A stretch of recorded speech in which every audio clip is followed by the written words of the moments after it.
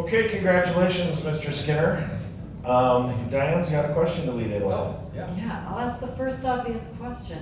How does one go about adapting a Stephen King short story? What does one need to do, and what kind of rights are you messing with? And it's a good question. It's the top question we get every time we discuss this. So Stephen King is a generous creative. He's got about 30 short stories available on his website. They're called Dollar Babies. And if you fill out some paperwork, sign a contract, and pay him $1, he really likes to give these options to students and younger filmmakers. So any of you students out there that are thinking about doing it, I highly suggest it. But you do have to sign a contract, which then you can only play it in film festivals. And since this is the world premiere, this is the first time. Yay! Thank you for having me. We've ever world premiered Stephen King short film ever before, so that's awesome. Fantastic. That's a really interesting program. I'm sure there's going to be a lot of Googling going on at the after party, and there's a lot of dollar bills going to be laid down on the line. So, do you have a festival strategy with this one? Yeah? No? Just enter it into okay. who I think would really enjoy this. play first in South Dakota. Absolutely. Yeah. Our goal was to have it premiere here. Wow, thank you for that. All for you. All for you. Thank you. Sean, why don't you introduce the rest of your people? You don't have to introduce Chops. Everybody knows Chops. No Chops. He's been here many times. When we were casting this film, there was nobody I could picture more as a pregnant wife beating scumbag in a rest stop bathroom than my good buddy Brandon. Thanks. Just happened to be in town. He made it work. He was great. It was fun. It was cold. Yeah. It was horrible.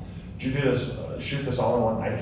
No. So everything at the rest area. Yeah. That was one night. Okay. We did do a couple of pickups.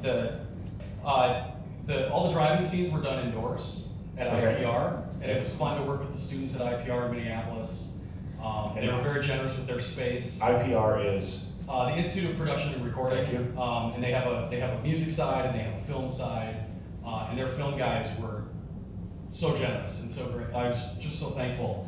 They let us drive our car onto their set, and we did rear projection, which is a really old school way of doing not doing the process trailer shot with a car, with a moving vehicle. And we went out and we shot plates, and we knew what sides of the car we were going to show, and we just, excellent. We shot that in a day, and that was pretty much it.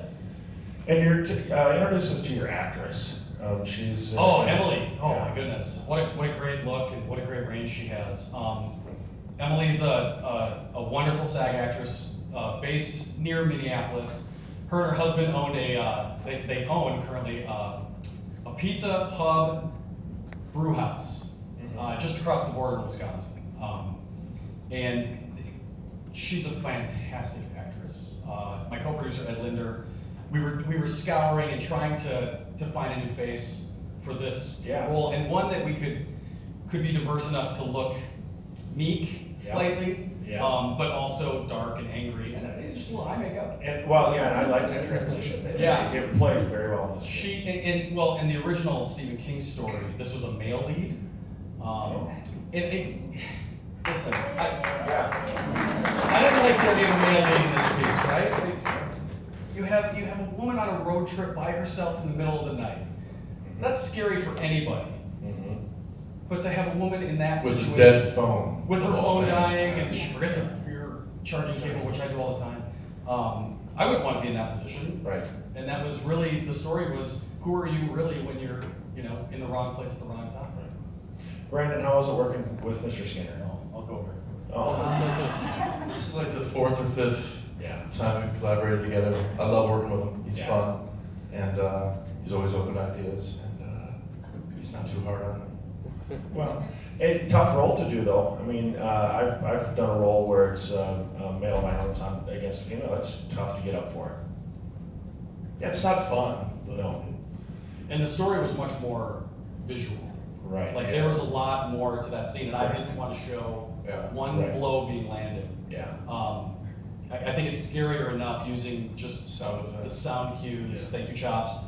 Yes, chops. And just not showing our actress, who is also a roller derby girl, who is the toughest. She was the toughest person on set. She's tougher than me. Yeah, she definitely couldn't take it. She can take it. Easily couldn't take it. It's wonderful, and yes, I didn't mean to exclude Chops here because, like I said earlier, and he's done before, a horror film or a thriller really relies on music to set tension. Good job. Just explain a little bit about what you did with that. Music actually was Aaron Jorgensen. Aaron Jorgensen, yeah. Did a great job on this one. He's so good. Yeah. I think that. I give him this much of an idea, and he runs with it. All I said to him was, eyes wide shut. And he took it up and ran with it. That's so He used like 3 piano keys in the whole thing pretty much, and a little bit of strings. But your sound design was ridiculous. As promised, there were some very specific sound effects in that I alluded to earlier. Yes. My specialty. The poop behind the door sound effects. Well, it's. Hi, Facebook Live, I said that. Yeah, it was fun to work through those scenes and have them really start to come to life. And as he's in the bathroom swinging at nothing, then suddenly all of those sounds, it starts to feel real, and then there's some emotion and some impact, and that's really satisfying to see them come together. Well, I think it's a fantastic production. I think it's going to have a nice little festival run for you. I hope it gets done for you what you wanted it to do, and thanks for reaching out and finding this Stephen King project thing and getting that started in this region. I think there's a lot of good to come out of that. We have an award for you, the Rest Area Jury Award for Excellence in Horror. Hey, thank you guys.